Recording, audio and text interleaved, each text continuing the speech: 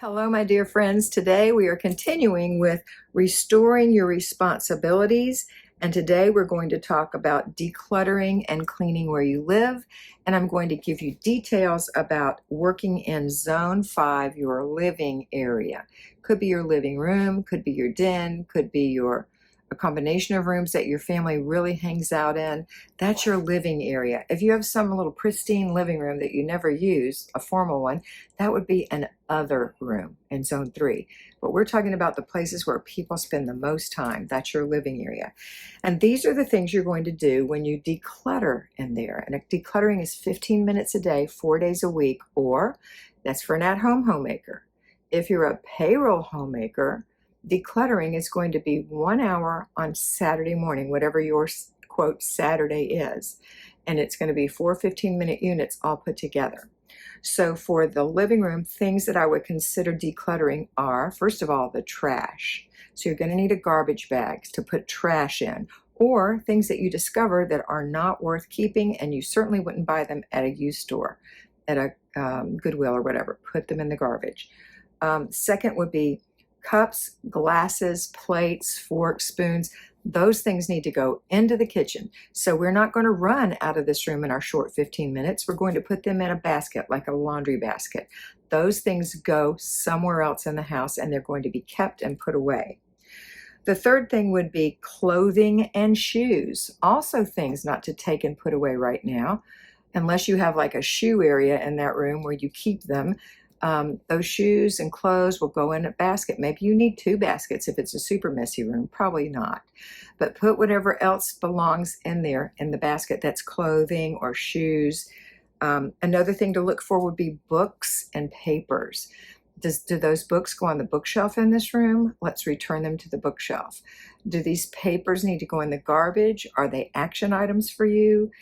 If they're an action item, put them in your put away basket as well. And then when you're done, you're going to go find your action basket or your action file folder or wherever you put your papers during the week so that you can handle them on planning and desk day. That's when you handle those. Okay. Then there will also be toys and electronics. So when my children were little, I kept a couple of laundry baskets in our living area for the children's toys to go in at the end of the day so that I could have breathing space and didn't have to look at them, even if they were too little to pick them up themselves. And when they were big enough to help, they put them in with me. Sometimes they took them out, but that's okay. We ended up getting them all in and doing the clappy dance thing. But when they get older, they'll be putting them up themselves. That way they don't have to run them all the way to their room. Now, occasionally you can take those baskets to their rooms and switch out some of the toys that are in there. Okay? I think that's a good idea. Electronics drive me crazy. Wires make me insane. And I think most women feel that way. When we see wires all over the place, it just gives this feeling of disarray. When you pick up the wires, wind them up, put a rubber band on them, whatever, stick them in a toilet paper tube, whatever, and put that electronic piece in a cabinet if it's something that you're going to use.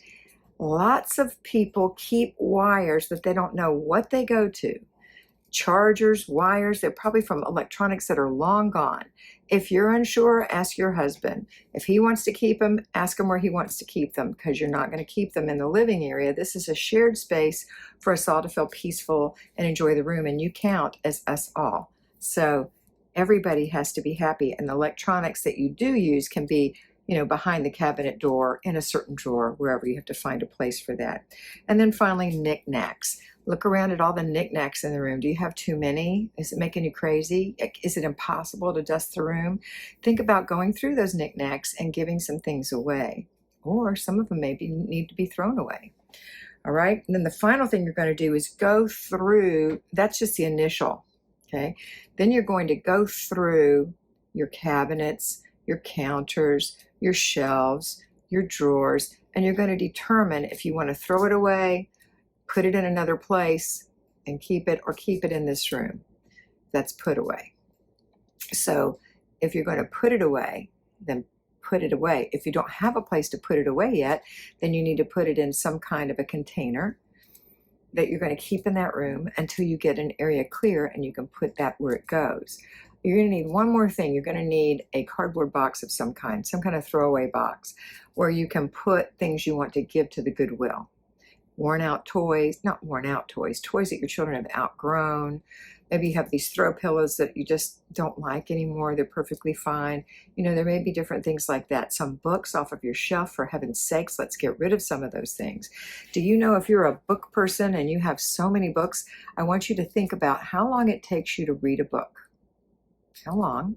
Typically, really, not your pretend self, your real self. And then how often you would read a book. So not only how long it takes. So let's say it takes me 2 weeks or 3 weeks or a month to get through a book because I don't have a lot of time to read, all right? And then how often will I read? Will I read again the next month, or do I typically skip? So let's say it takes you can read 2 books a month, and let's say you read every month. So that's 24 books a month. If you don't buy any more books, that's pretty hard for some people, but if you don't buy any more books, take that number, whatever number you came up with. So in this example, 24, count all your books or make a good estimate. Let's say you have 900 books. So you would take 900, I'm going to do the math right now, divide it by 24.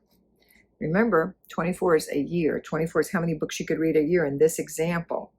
So that would be 3, carry the 1, 7, 8, 1, 0, okay, 8, nope, 7, 8, carry the 2, 14, 15, 16. Yeah, it would take you about 37 years to go through 900 books at 24 books a month, and that's probably more than a year, which is probably more than most of us read, not all of us. And that's without buying any new books. So think about that. If you want to get a new book every now and then, and there's no possible way that you want to sit down and read one of those 900 books for the rest of your life. And maybe some of those books are just reference books.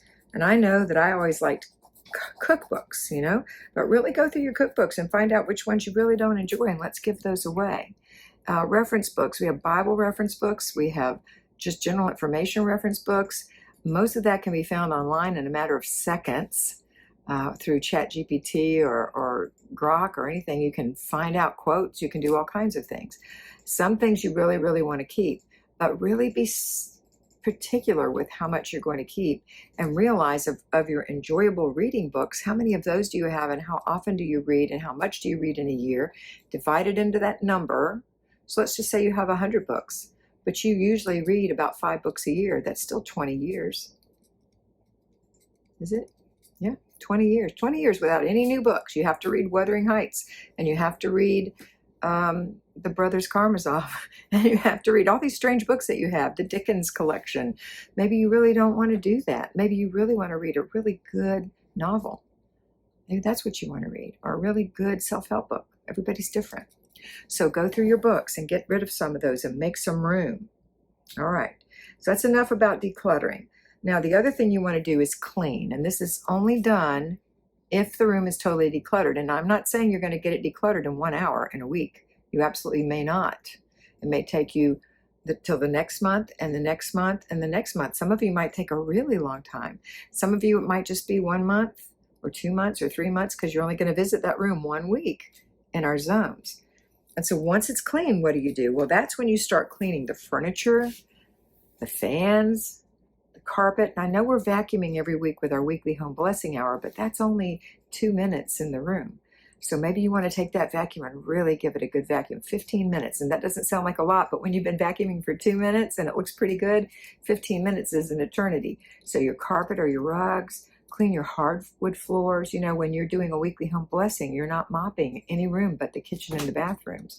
So maybe you have the kind of hardwood that, it's not hardwood, but the kind of whatever, you know what I'm talking about. The wood that you can mop, and you mop it. Maybe you want to mop it, or maybe you want to wax it. If you have the kind of floors to wax, I hope not. I hope you can just mop it with something lovely. Your walls, clean your walls, clean your doors, clean your light switches, clean the windows and the windowsills, get rid of the spider webs in the corners.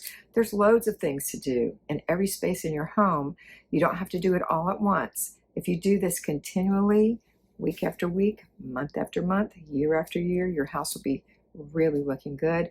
And it's just the dripping of water, just a little drip, 15 minutes. It's going to wear away the stone and your house is going to be streamlined and clean. All right, that's it for today. That is your Restoring Your Responsibilities video number 2. This is your responsibility as a homemaker. It's not your priority. God is your priority. Your spouse is your priority. Your family is your priority. You are your priority. And sometimes your pets are your priority. But this also is a priority. It just falls in a different spot. It's not above everyone else. Okay? So it needs to be done. It's a responsibility, and you need to stop giving away your time to a lot of other things that aren't really important for you. They're not building you up. They're not building your family up. You just feel like you have a social responsibility to do those things. That's fine, but this is your responsibility first. Because with freedom comes responsibility, and doing this will give you freedom. All right, that's it for today. I hope you have a great week. Hopefully you're getting this in Holy Week, so I hope you have a beautiful Easter, and I hope you always remember to be beautiful because you are beautiful.